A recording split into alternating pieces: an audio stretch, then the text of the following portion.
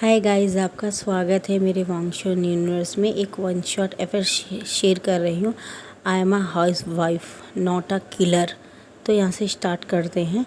यहाँ से दिखाया जाता है कि विभूजन जेल के अंदर होता है और वो बहुत चिल्ला रहा होता है कि मैंने ये नहीं किया, मेरी बात सुनिए, please listen to me.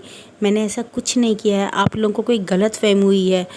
Isha, मेरी बात सुनो मेरे बच्चे, मैंने ऐसा कुछ नहीं किया, मैंने तुम्हारे फादर का मर्डर नहीं किया है। और वो उसको बुला के बोलता है, मेरी बात सुनो जून, मेरी बात सुनो, मैंने तुम्हारे फादर को नहीं मारा है। वो अपने बच्चों को बुला के ये बात बोलता है, लेकिन उसके बच्चे बात ही नहीं सुनते। गैस, मैं आपको बता दूँ, यहाँ पे हमारी विभूजन की जो बेटी होती है ईशा, वो 15 साल की होती है और हमारा जो जून होता है विभूजन का बेटा, वो 10 साल का होता है। अब यहाँ से दिखाया जाता है कि एक लॉयर आता है और बोलता है, हाय, माय नेम इज़ वांगीवो, मैं आपका लॉयर हूँ और आपकी मदर ने, मैडम यू ने मुझे हायर किया है। आप इस पेपर में साइन कर दीजिए, मैं आपके लिए केस लड़ना चाहता हूँ। और मैंने आपकी पूरी फाइल्स पढ़ी है और मैंने पूरी तरह से छानबीन की है, लेकिन मैं फिर भी आपसे पूछना चाहूँगा कि एक्चुअली हुआ क्या था, और आप जो भी बता सकती है तो मुझे बता सकती हैं। तो बोलता है, नहीं, मुझे किसी वकील की ज़रूरत नहीं है और मैं बाहर आके क्या ही कर लूँगा, मैं यहीं रहना चाहता हूँ क्योंकि मेरे अपनों को मेरी ज़रूरत ही नहीं है और मुझसे इतनी बड़ी दुनिया में कोई प्यार नहीं करता। ये बात बोल के वो यहाँ से चले जाने के लिए कहता है वांगीवो को। तो बोलता है, प्लीज़ मिस्टर विभूजन, मेरी बात सुनिए, अगर आपने ऐसा नहीं किया तो आप जानते नहीं हैं, आप अपने साथ बहुत बड़ा अन्याय कर रहे हैं। आप नहीं जानते, जब तक हम खुद अपने लिए नहीं लड़ते, दुनिया में कोई अपने लिए नहीं लड़ता है। तो बोलता है, मुझे किसी की ज़रूरत नहीं, मैंने कहा ना। तो हमारा ईवो बोलता है, प्लीज़ मेरी बात मानिए और अपने लिए लड़ने के लिए स्टार्ट हो जाइए। बस आपको सिर्फ इस पेपर में साइन करना है। मैं बहुत बेस्ट लॉयर हूँ। आपके मदर ने मुझे ये केस लड़ने के लिए 40 लाख रुपए दिए हैं और अगर ये मैं केस जीत गया तो मुझे 20 लाख और देंगी। बस मेरा काम एक है, आपको बाहर निकालना। किस तरह से निकालना चाहते हैं आप मुझे बाहर, गलत रास्ते से या सही रास्ते से? देखिए मैडम, मैंने अपने लाइफ में कोई केस नहीं हारा। आप वांगीवो को जाके सर्च कर सकती है इंटरनेट में। मैं बहुत ईमानदार वकील हूँ और मैं पैसे अपने मुताबिक नहीं लेता हूँ, केस के मुताबिक लेता हूँ। अगर आपको ऐसा लगता है कि मैं पैसों के लिए केस लड़ रहा हूँ, तो पहली बात, इंसान को जीने के लिए पैसे की बहुत ज़रूरत है, लेकिन इंसान पैसे के लिए नहीं बना है, पैसा इंसान के लिए बना है। तो हमें सोच समझ के पैसे के पीछे भागना चाहिए। इस समय मैं एक केस लड़ रहा हूँ जिससे मैं आपको न्याय दिला सकूं, और इतना तो मैं समझ सकता हूं कि आप इतना रूड बात इसलिए कर रहे हैं क्योंकि आपने जिससे उम्मीदें लगाई थी उन्होंने आपको धोखा दिया। यहाँ तक कि आपके अपने भी आपके ऊपर ट्रस्ट नहीं करते, तो आप दुनिया को बता क्यों नहीं देते कि सच्चाई कहाँ है? और वो बोलता है, प्लीज़ आप जल्दी से जल्दी कीजिए, आपके पति का मर्डर का इल्ज़ाम है आपके ऊपर, तो आप उससे बाहर निकलिए। और जो इंसान खून करके आराम से बाहर घूम रहा है, आपको अच्छा लगता है? आपके बच्चे आपसे नफ़रत करते हैं, आपकी सास आपसे नफ़रत करती है, आपकी बेटी आपसे नफ़रत करती है, आपका बेटा आपसे नफ़रत करता है। प्लीज़ अपने आप से प्यार करना सीखिए। जब ये बात बोलता है तो वो फ़ौरन एक पानी का बॉटल उठाता है और खींच के मारता है लैंजन को, और वो लैंजन पीछे हट जाता है। तो बोलता है, मैं समझ सकता हूँ कि आपको मुझे बहुत गुस्सा है, मैं समझ सकता हूँ। वो दोबारा एक गिलास उठा के लैंजन को मारता है, तो लैंजन वो गिलास को पकड़ लेता है और बोलता है, आप अपने आप को संभालिए। तो बोलता है, नहीं, मुझे अपने आप को नहीं संभालना है, ना ही मैं इस दुनिया में वापस आना चाहता हूँ। ऐसी झूठी, घटिया और बेमतलब दुनिया में आके मैं क्या करूँगा, मैं क्या ही कर लूँगा, मैं क्या ही उखाड़ लूँगा। बोलता है, आप बहुत कुछ कर सकते हैं, आप शायद भूल रहे हैं, आप एक हाउस वाइफ नहीं है, आपकी भी बहुत लाइफ है और you are a housewife not a killer. आप कोई मर्डरस नहीं है, आप कोई किलर नहीं है जो हर किसी का किल करती हुई जाएंगी। और नो नो नो नो, आप ऐसी हैं ही नहीं। ऐसी होती तो मैंने आपकी फ़ाइल पढ़ी है, वो दर्दनाक किस्से जो आपने बताए अपने बारे में, वो शायद सच नहीं होता था। आपके पति का टॉर्चर करना, बहुत ह्यूमिलिएशन सहना, ये सच्चाई नहीं होती। मेरी बात मानिए, मैं आपके लिए लड़ूंगा और मैंने अपने आप से प्रॉमिस किया है। भले ये 40 लाख मुझे निकाल देने पड़े, अब ये मेरे आत्मसम्मान के ऊपर आ चुके हैं, मुझे आपके लिए लड़ना ही है और मैं अपना 100% देना चाहता हूँ। प्लीज़, मैं आपसे बैक करता हूँ। घुटनों के बल नीचे बैठ जाता है और वो बोलता है, आप क्यों ऐसा करना चाहते हैं? वो जब कोई जवाब नहीं देता है तो बोलता है मैं ये मेरा पर्सनल है कि आपको बता नहीं सकता हूँ। और हमारे पे विंग बहुत जोर से हंसता है और 3-4 मुक्का मारता है दीवार में। उसके हाथ में खून आता है। बोलता प्लीज़ आप ऐसा मत कीजिए विंग, तुम ऐसा क्यों कर रहे हो, प्लीज़ मुझे बताओ ऐसे सच्चाई क्या है, क्योंकि मैं तुम्हारे मुँह से सुनना चाहता हूँ। अब बुक में तो हर कोई दिखा, लेकिन सामने बैठ के तो फ़ौरन एक वो घड़ा का पानी उठाता है और उसके मुंह पे दे मारता है।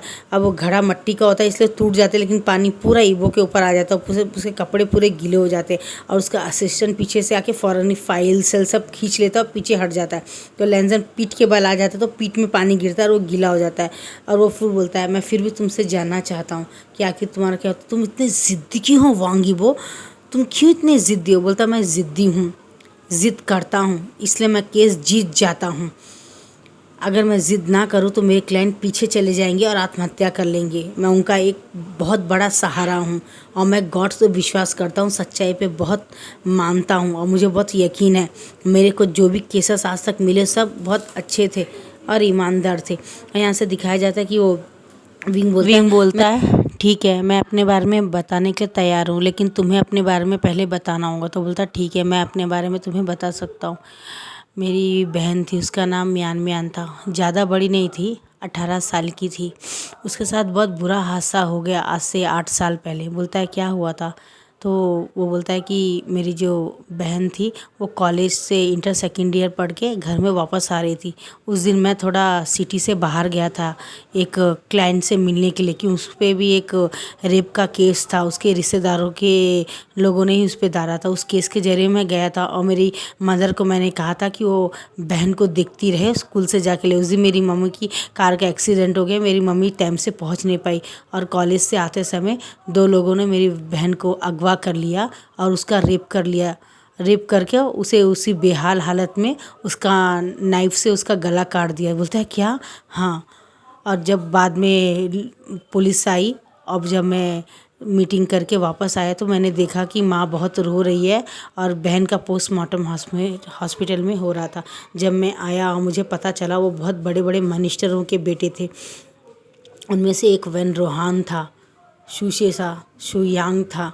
ये 3-4 लोग थे जिन्होंने मेरे बहन का रेप करके और उन्हें काट दिया ताकि वो उसके खिलाफ गवाही ना दे सके। मेरे आने के बाद में मुझे बहुत गुस्सा आया, लेकिन वो बहुत बड़े थे और मैं तो वो टाइम में नया वकील था तो मेरे में ज़्यादा पावर नहीं थी। लेकिन कोई एक था जिन्होंने मेरी मदद की, मेरे अंकल, मेरे लैंड अंकल थे, उन्होंने मेरी मदद की। वो अमेरिका से आए और उन्होंने मुझे ट्रेनिंग दी और पैसों की मदद भी की और सीक्रेटली उनके बारे में मुझे बताया और उनको सीक्रेटली मैंने किल किया। मैंने उन्हें जेल नहीं भिजाया, सीक्रेटली किल किया क्योंकि उन्होंने सबूत पूरी तरह से मिटा दिया था, कोई सबूत नहीं था। मैंने सीक्रेटली मिंगयाओ का गला काट दिया और मैंने सीक्रेटली शूशे का गला काट दिया, वेंचाओ का गला भी काट दिया। इन सब का गला काट दिया मैंने, जैसे उन्होंने मेरी बहन का काटा था। बाद में 5 साल तक ये बात बहुत उछली, उसके बाद में दब गई क्योंकि वो पुलिस ने जब पूरी फाइल खोली और खंगाया तो पता चला कि उनको किसी सीक्रेट किलर ने मार दिया, क्योंकि इन लोगों ने बहुत साल पहले उनके साथ बहुत बुरा किया था और उन्होंने बदला लिया। इसके बाद तो वेन चाओ तो बहुत पागल हो गया, वेन रोहान तो बहुत पागल हो गया था, लेकिन कुछ कर नहीं पाया, कुछ उखाड़ नहीं पाया। उसके बाद में वो शांत बैठ गया। अब यहाँ से दिखाया जाता है कि हमारा बोलता है ये है मेरी स्टोरी विंग। इससे मैं बहुत हर्ट हो गया और उस दिन मैंने कसम खा ली कि मैं बेगुनाहों को मरने नहीं दूंगा, चाहे कुछ भी हो जाए। इसलिए मैं चाहता हूँ कि तुम अपनी सच्चाई बताओ और मैं जानना चाहता हूँ कि क्या सच्चाई। तो बोलता है ठीक है, अगर तुम जानना चाहते हो तो सुनो। मेरा जो हस्बैंड है वो, उसका नाम माइकल था। मेरा हस्बैंड माइकल और मैं बहुत एक दूसरे से प्यार करते थे। हमने प्यार करके शादी की थी, लेकिन शादी के कुछ ही दिनों के बाद में उसकी हरकतें चेंज होने लग गई। शादी के ज़्यादा दिन भी नहीं हुए थे, मैंने उसे सिर्फ लव फर्स्ट साइड ही समझ लो। मेरी तरफ से प्यार था, शायद उसकी तरफ से प्यार नहीं था। ये मुझे समझने में 10 साल लग गए। वो बोलता है क्या 10 साल? बोलता है हाँ। एक दिन की बात है, मैं अपने पति को लंच देने के लिए ऑफिस में गया था। वो इस बिजनेसमैन थे, हमेशा मुझे कहते थे मेरे हाथ का खाना उन्हें बहुत पसंद आता था, तो मैं उनको अपने हाथों से खाना बना के ही गया था लेके। और जब मैंने वहाँ पे देखा, अंदर से कुछ अजीब सी आवाज़ें आ रही थी। ऑफिस रूम तो खाली था, मुझे लगा शायद वो वहाँ नहीं, बाहर गए। मेरे पति की होशियारी, सीक्रेट रूम था उनका, सीक्रेट रूम ऑफिस के एक बटन को दबाते उनका एक आलीशान एक बेडरूम था उधर, जिसमें किसी चीज़ की कोई कमी नहीं थी और वो मुझे कभी नहीं बताए थे। और जब मैं अंदर जाके देखा तो मेरे पति किसी और के साथ सेक्स कर रहे थे और वो कोई और नहीं थी, वो मेरी अपनी क्लोज़ फ्रेंड वेंचिंग थी, जिससे मैं स्कूल टाइम से अपने इकलौता मानता था। और वो डेली आती थी, डेली, मेरी बहन से भी ज़्यादा थी वो। मुझे उस बात देख के मेरा दिल टूट गया और मैं उस दिन के बाद में, और तुम मेरा यकीन मानो या ना, मेरा दिल के पूरे टुकड़े हो गए जब मेरी बड़ी बेटी 10 साल की थी और मेरा बेटा 5 साल का था। उस दिन से मैंने कसम खा लिया कि मैं अपने पति को आज के बाद कभी अपने आप को छूने नहीं दूंगा, ना ही उनसे कोई रिलेशन रखूंगा। उस दिन के बाद मैंने उनसे बात करना बंद कर दिया और अपनी बेटी के रूम में ही सोता था हमेशा। जब वो कई बार उनको गुस्सा आया और वो आते थे मेरे पास, तो मैंने उनको कहा कि आप मुझे छुइए मत, आप इस लायक नहीं हैं, आप बहुत गिरे हुए इंसान हैं। तो उनका मेरे ऊपर अत्याचार, टॉर्चर करना स्टार्ट। उन्होंने कहा कि वो मर्द हैं और वो कुछ भी कर सकते हैं। उन्होंने मुझे बेल्ट से मारा, मुझे पूरे कपड़े निकाल के नेकेट करके मारा और मुझे अपने आप ज़बरदस्ती सोने के लिए कहा। लेकिन मैंने कहा माइकल, मैं कुछ भी हो जाए, चाहे तुम मुझे ज़िंदा जला दो, लेकिन अब मैं तुम्हें अपने आप को छूने नहीं दूंगा, ना ही मैं तुम्हारे साथ सोऊंगा। मैंने उन्हें फाइनल क्लियर शब्दों में कह दिया, लेकिन उन्हें बात समझ में नहीं। वो ज़बरदस्ती मेरे साथ करना चाहते थे। मैंने एक बॉटल उठाई, उनके सर पे मार दिया। वो पहली बार था जब मेरा तकलीफ़ हद से बाहर हो गया, क्योंकि वो मेरे साथ रेप कर रहे थे, प्यार नहीं कर रहे थे मुझे। उन्हें सिर्फ था कि वो मुझे पाए, चाहे वो किसी के साथ भी मुंह काला करके आए, लेकिन उन्हें मेरे साथ ही सोना है जब उनकी मर्जी हो। मैं कोई चद्दर नहीं हूँ जब बिछा दिया, मैं कोई साड़ी नहीं हूँ जब कोई पहन लिया, या मैं कोई डिनर या लंच नहीं हूँ जब आपने ऑर्डर किया और वो आ गया और आप खा ले। नहीं, मैं एक इंसान हूँ, मेरे अंदर भी कुछ फीलिंग्स है। मैं अपने माँ बाप का एक लौता बेटा हूँ, एक लौता बेटा। सिर्फ मेरी गलती ये है कि मैं एक ओमेगा हूँ।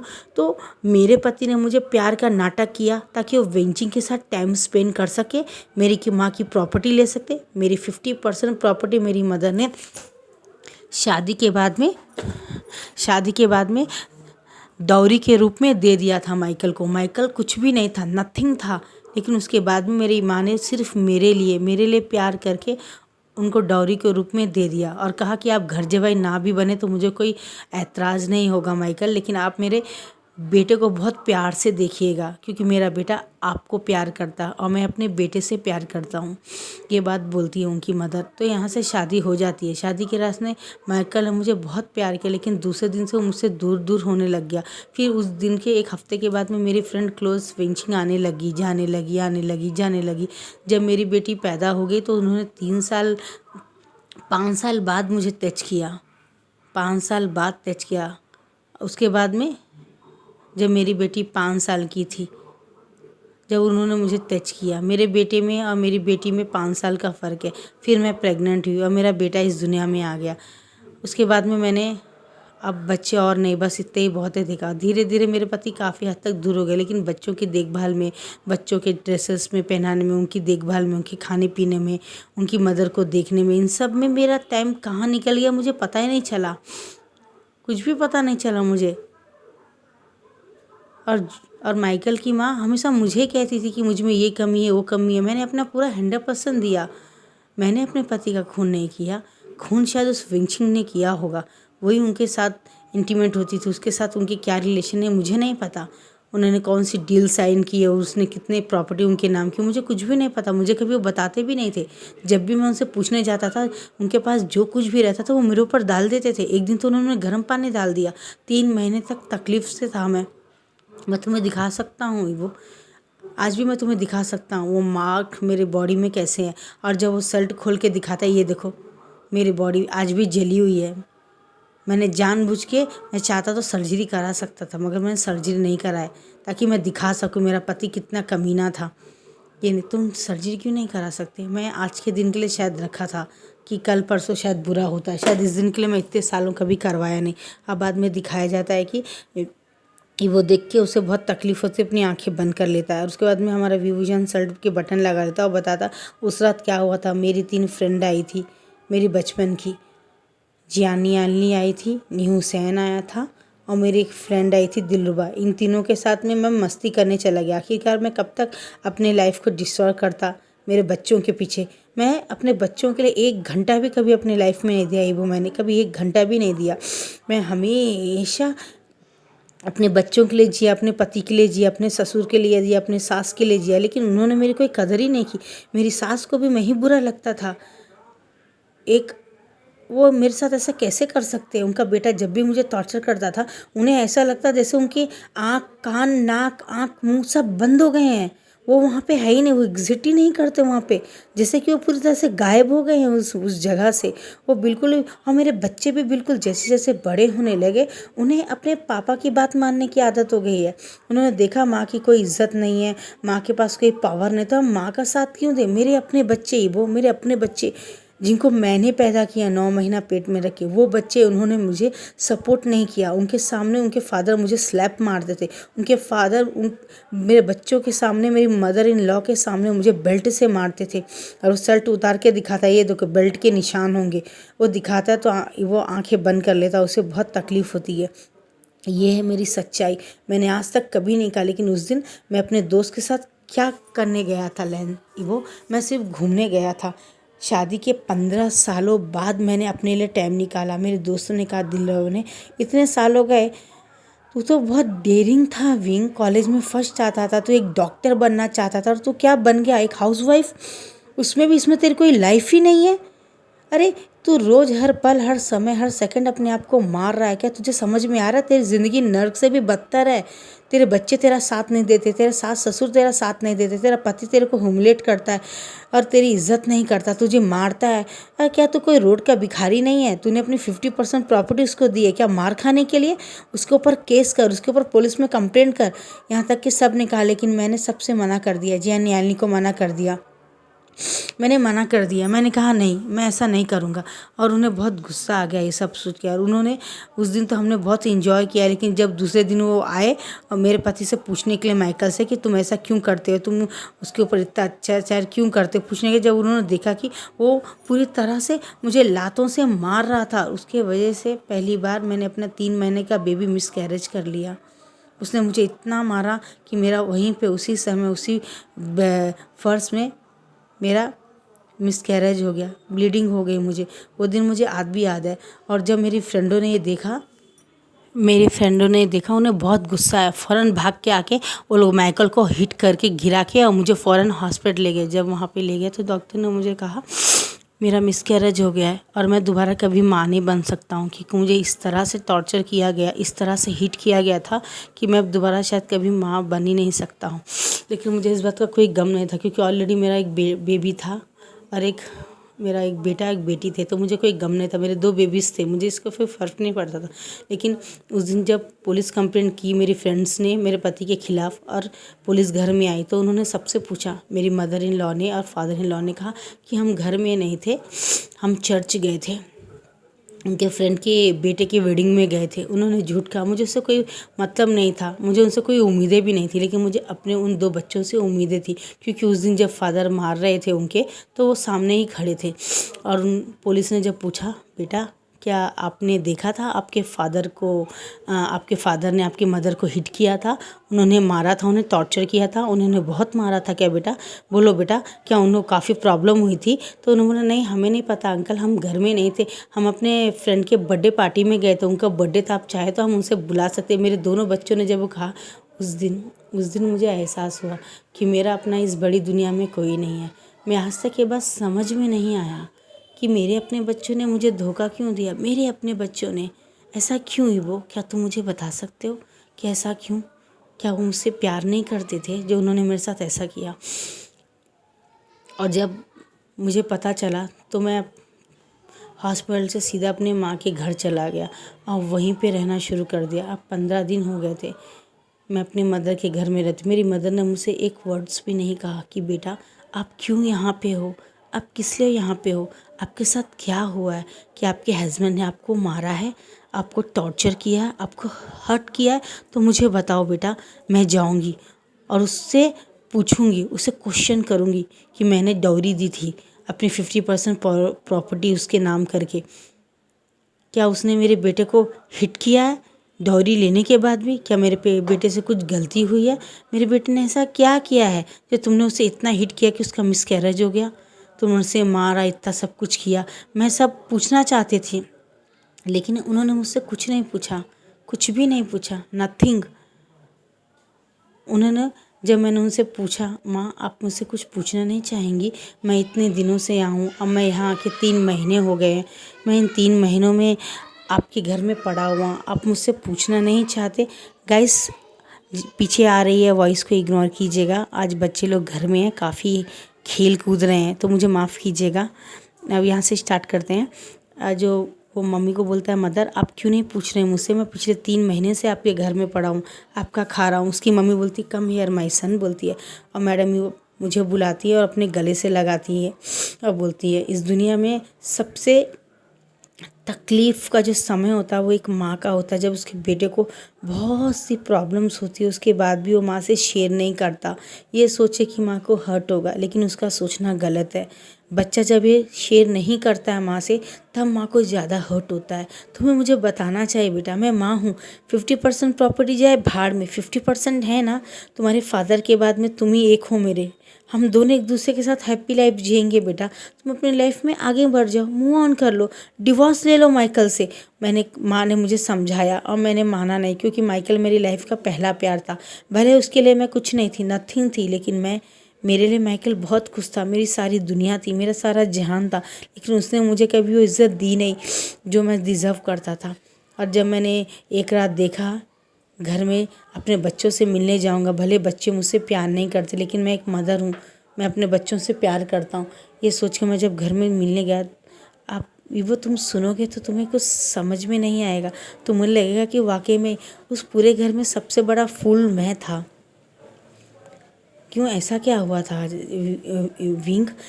जब मैं उस घर में गया, मैंने देखा मेरे दोनों बच्चे आराम से वीडियोस खेल रहे हैं, मुझे देख के खुशी हुई। अब मैंने अपने सास ससुर को देखा तो वो रूम में थे और अपने कुछ बातें कर रहे थे अपने दोस्तों के साथ बैठ के। और जब मैं अपने पति के घर में गया तो मैंने देखा, जो मेरी आँखों से आंसू निकल जाएंगे। तुमने क्या देखा? मैंने अपनी दोस्त दिलरुबा को देखा मेरे पति के बेड में, वो उसके साथ इंटीमेट हो रही थी। उस दिन जो मैंने देखा, उस दिन मुझे बहुत हंसी आई। मुझे लगा कि मेरे अपने भी मुझे धोखा दे सकते हैं, मेरा कभी कोई दोस्त था नहीं। उसके थोड़े दिन के बाद में दिखाया गया मेरा हस्बैंड मेरी पूरी दोस्तों के साथ इंटीमेट हुआ, उनको बहुत सारा गिफ्ट, बहुत सारा ये दिया। मेरे नाम की भी कोई दोस्त नहीं थी। मैंने सिर्फ ये जानने के लिए जब कॉल किया तो मेरी माँ ने कहा मत करो अपने दोस्तों को कॉल बेटा।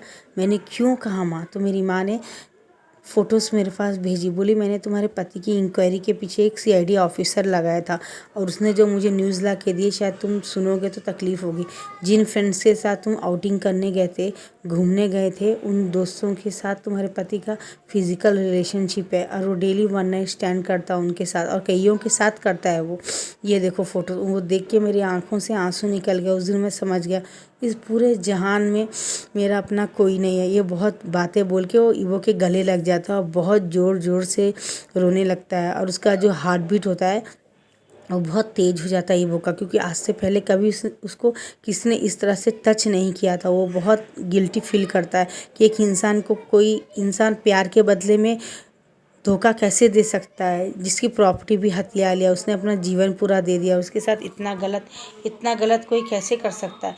अब यहाँ से दिखाया जाता है कोर्ट में जाके हमारा लैंसन पूरा सबूत रखता है और बताता है कि आज से 5 साल पहले इसके पति ने 1 से 3 करोड़ रुपए लिए थे और 3 साल से उसको नहीं दूंगा डरा रहा था, धमका रहा था अपने गुंडों को भेज के। इसके लिए माइकल की मौत का जिम्मेदार वो खुद है, उसको किसी और ने मारा है, व्यूजा ने नहीं मारा है। वो पूरा सबूत कोर्ट में ला के रख देता है और ये देखने के बाद में जज बोलता है ठीक है इस बात का सबूत है, और वो 3 लोगों को पकड़ लिया जाता है और उनसे पूछा जाता है क्या ये सच है। जब वो लोग बोलते हैं हाँ ये सच है, वो हमारा 3 करोड़ रुपए ले लिया था पिछले 5 साल से, हमने अपनी प्रॉपर्टी को गिरवी रख के उसको हेल्प किया था बिजनेस में, लेकिन वो धोखेबाज अपनी वाइफ को तो धोखा दे ही रहा था, हमें भी धोखा दिया था। उसने सोचा कि मैं विवुजान हूँ और मैं चुपचाप रहूँगा। लेकिन वो भूल गया कि हम बिजनेसमैन हैं, हम जब पैसा दे सकते हैं तो इंटरेस्ट के तुक में निकाल भी सकते हैं। एक नाइट में हम होटल में गए, होटल शालीमार में गए, 315 रूम में गए और हमने देखा कि वो तीन लड़कियों के साथ में इंटीमेट हो रहा है, तीन लड़कियों के साथ मज़े कर रहा है, उनके ऊपर पैसे उड़ा रहा है। और जब हमने अपने पैसे पूछा तो उसने नहीं दिया। मैंने फ़ौरन पिस्टल निकाली और माइकल को 3 गोली मार दी और वहाँ से हम लोग निकल गए, वहाँ से पूरे पैसे लेके। और इन तीनों लेडीज़ को भी हमने गोली मार दी और वहाँ से निकल गया। अब यहाँ से दिखाया जाता है एक बार जब वीवूजान को पता चली और वो होटल रूम में जब गया तो उसने देखा और वो बहुत ज़ोर से रोने लगा। और उसके माइकल के फादर और मदर ने और उसके दोनों बच्चों ने इल्ज़ाम लगाया कि वीवूजान ने अपना गुस्सा निकाला है, अपना बदला निकाला, अपने पति को गोली मार के और उन तीनों औरतों को गोली मार के, क्योंकि वो तीनों औरतें इसकी क्लोज़ फ्रेंड थी। इसको ये बर्दाश्त नहीं हुआ कि वो इसके साथ रिलेशनशिप में थी, सेक्स रिलेशनशिप में थी। ये बात गुस्सा आके वीवूजान ने मान ली, लेकिन ये सच नहीं है, वो ये गलत था। ये बात जब उसको बताने के आदमी कोर्ट को जब सच्चाई पता चलती है तो उन्हें बरी कर देता है और जो 3 लोग थे उनको जेल में डाल देता है। अब यहाँ से दिखाया जाता है कि विंग के पास उसके दोनों बच्चे आके सॉरी बोलते तो बोलता सॉरी मुझे बोलना चाहिए, मेरा तुम्हारा कोई रिश्ता नहीं बेटा, तुमने जो कुछ किया मैंने तुम्हें माफ़ कर, तुम अपने ग्रैंडफादर ग्रैंड मदर के पास रहो और आज के बाद मेरे पास कभी मत आना। तुम्हारे जैसे बच्चों को पैदा करके मुझे बहुत हर्ट हुआ, तुमने मुझे बहुत हर्ट किया बेटा, मैं इसके लिए तुम्हें कभी माफ़ नहीं कर सकता हूँ। ये बोल के वो अपना सामान लेके और बोलता मम्मा मैं थोड़े दिन के लिए बाहर जाना चाहता हूँ। और जब वो जा रहा होता तो बाहर लैंसन कार के पास खड़ा रहता है अपने ग्लासेस पहन के और बोलता है आई एम बैक डियर बोलता है और विंग भाग के जाके लैंसन के गले लग जाता है। अब यहाँ से फ्लैग बस दिखाया जाता है गाइस, जब हमारा वीवूजान अपनी पूरी स्टोरी जेल में बता रहा होता है, उसके सीने में सर रख के रो रहा होता है जब लैंसन का दिल धड़का होता है। और ऐसे 2-3 बार उससे मिलने के लिए आने के टाइम में उसको बोलता है वी अगर मैं तुमसे कुछ मांगूँ तो मुझे दोगे क्या तुम मेरे फ्रेंड बनोगे, क्या तुम मेरे डेट करोगे, मेरे बॉयफ्रेंड बनोगे। तो विंग ने हाँ कर दिया था, लेकिन उसने कहा सर दुनिया वाले क्या कहेंगे, मेरे बच्चे बड़े हैं, 15 साल के हैं, 10 साल के हैं और मेरे ऊपर खून का इल्ज़ाम भी है और फिर मेरे ऊपर बहुत से अच्छी बुरी बातें। तो बोलता है you are a housewife not a killer, तुम कोई किलर नहीं हो और तुमने कोई गलती नहीं की है, तुमने ईमानदारी से अपना जीवन अपने पति को दिया था, तुम्हारा पति धोखेबाज था, ये बात बताता है। और विंग हाँ करता है और वो उसे कंसोल करता है गले लगा के। अब यहाँ से हमारा फ्लैग बस ख़त्म हो जाता है और लैंसन बोलता है wing I love you so much, क्या तुम मुझसे मैरिज करोगे। तो वो बोलता है अभी नहीं, फ़िलहाल तो मैं इंजॉय करना चाहता हूँ, तुम्हारे साथ पूरी दुनिया देखना चाहता हूँ। तो बोलता है ओके बोलता है। अब वो कार में बिठा के उसके साथ क्लब में जाता है। क्लब में जाने के बाद में दोनों बहुत ज़्यादा ड्रिंक करते हैं और हमारा विंग बहुत रोता है ईवो के गले लग के। बोलता है तुम क्यों रो रहे हो। विंग तो बोलता है मैं रो रहा हूँ, अगर तुम मेरी ज़िंदगी में ना होते तो मेरा क्या होता। बोलता तुम्हें ऐसा क्यों लगता है कि क्या बोलते हैं तुम नहीं होते तो ये होता वो होता। ऐसा बिल्कुल भी मत सोचो, भगवान कहीं ना कहीं किसी न किसी को कोई ना कोई भेजता है जो उसकी मदद कर सकता है। मुझे इस बात का पूरा यकीन था मेरी लाइफ में भी कोई होगा जो मेरे दिल के करीब होगा। इतने सालों में मैंने कभी किसी को डेट नहीं किया, किसी के बारे में सोचा नहीं, लेकिन उस दिन जब तुम रो के अचानक मेरे गले लग गए, मेरे सीने में तुमने अपना सर रखा, उस दिन मुझे फील हुआ कि तुम ही मेरे सही मायनों में मेरे लाइफ पार्टनर हो। इसलिए तुम्हारे कई बार जब जब तुमसे मिलने आता था तो मेरा दिल धड़कता था, जब तुमसे दूर हो जाता था तो मुझे तकलीफ़ होता था। उस दिन मैंने यकीन कर लिया कि नहीं चाहे कुछ भी हो जाए मैं तुम्हें इस केस से बाहर निकालूंगा और अपना लाइफ पार्टनर बनाऊंगा। अब यहाँ से दिखाया जाता है अब इन सब बातों को 3 साल हो गए होते हैं। जो वीवूजान की बेटी होती है वो 18 साल की हो गई होती है और उसका जो बेटा होता है वो 13 साल का हो गया होता है। वो बोलता है कि मदर से मिलने के लिए चलते हैं ना दी, हमसे गलती हो गई, हम माफ़ी मांग लेंगे। तो उसकी बेटी बोलती लेकिन मम्मा माफ़ नहीं करेगी क्योंकि हमने मम्मा को बहुत तकलीफ़ दी है, मम्मा को हमने सपोर्ट नहीं किया था। अब यहाँ से दिखाया जाता है कि वो जो अपनी मम्मा के मैरिज में आए होते हैं और लैंसन इंगेजमेंट रिंग पहना रहा होता है और उसकी वो भी पहना रहे होते हैं। वो दोनों बोलते हैं कि यहाँ से दिखाया जाता है उसके ग्रैंड मदर दिखाया जाता है कि वो उसके दोनों बच्चे आते हैं और हैप्पी मैरिज लाइफ मामा, आप अपनी शादी में खुश रहे, आई एम सो सॉरी मामा, हमने जो आपके साथ बिहेवियर किया उसके लिए माफ़ कर दीजिए बोलते हैं। उसकी मदर बोलती है ओके बेटा, तुम वो बच्चे हो, तुम्हें सही और गलत का पहचान नहीं था, तुम्हें ओके बेटा इससे कोई फ़र्क नहीं पड़ता, तुम मेरे बच्चे हो ना, मैं तुम्हें माफ़ करती, कोई बात नहीं। और उनको दोनों को गले लगा लेती है और माइकल के फादर और मदर आके वो भी वो करके बोलते हैं आई एम सो सॉरी बेटा, मैंने तुम्हें गलत किया, मेरा बेटा ही करेक्ट नहीं था, मुझे माफ़ कर दो, मैंने तुम्हें सपोर्ट नहीं किया, हर गलती में उसका पर्दा डाला, मुझे माफ़ कर दो। ये बात जब वो बोलता है तो बोलता है आई एम सो सॉरी मामा, अब बोलने से क्या फ़ायदा, लेकिन अब मैं अपने बच्चों की जिम्मेदारी नहीं ले सकता हूँ। अब बच्चे बड़े हो गए हैं, इन्हें अपने पाँव में खड़ा होना पड़ेगा और इन्हें अपनी जिम्मेदारी खुद उठाना पड़ेगा। ऑलरेडी पैसों की कमी तो नहीं है माइकल के पास। मेरी 50% प्रॉपर्टी जो भी थी वो ऑलरेडी मैंने माइकल के बाद दोनों बच्चों के नाम पे कर दिया और मैं अपने लाइफ में मूव ऑन होना चाहता हूँ और अपने हस्बैंड के साथ में लाइफ एंजॉय करना चाहता हूँ। तो बेटा और उसके बेटी बोलते हैं मम्मा आप हमसे कभी कभी मिलने आएंगी ना। आई एम सो सॉरी मम्मा। बोलता है इट्स ओके बेटा, मैं तुम दोनों से मिलने आऊँगा, क्या तुम लोग मेरे हस्बैंड को अपनाओगे? बोलता है यस मामा हम अपनाएंगे। फादर, हम आपको फादर बुला सकते हैं क्या? बोलता है। और यहाँ से बच्चे फादर बुलाते हैं। विंग को बहुत खुशी होती है कि बच्चे ने अपना लिया और वो बहुत खुश हो जाता है। और उसकी ग्रैंड मदर भी बोलती है बच्चों को वेरी गुड बेटा, अपनी मम्मी का इसी तरह सपोर्ट करना और पुरानी गलतियों को कभी मत दोहराना। और यहाँ पे हमारा जो विभूजान होता है उसकी मैडम यू आके उससे गले लगाती है, बहुत हैप्पी हो जाती है। और यहाँ से हमारा जो लैंजन होता है विंग को लेके सिंगापुर चला जाता है। थोड़े दिन के बाद में दिखाया जाता है कि हमारा विभूजान वापस आता है चाइना में। तो उसकी मम्मी गले ला के बोलती बेटा देखा तुमको गॉड ने करेक्ट टाइम में खुशी दी है, ये खुशी तुम डिज़र्व करते थे। माइकल तुम्हारा लाइफ में एक गलत डिसीज़न था। तो बोलता हाँ मामा आई एम सो सॉरी मामा, मेरी वजह से आपको हर्ट हुआ।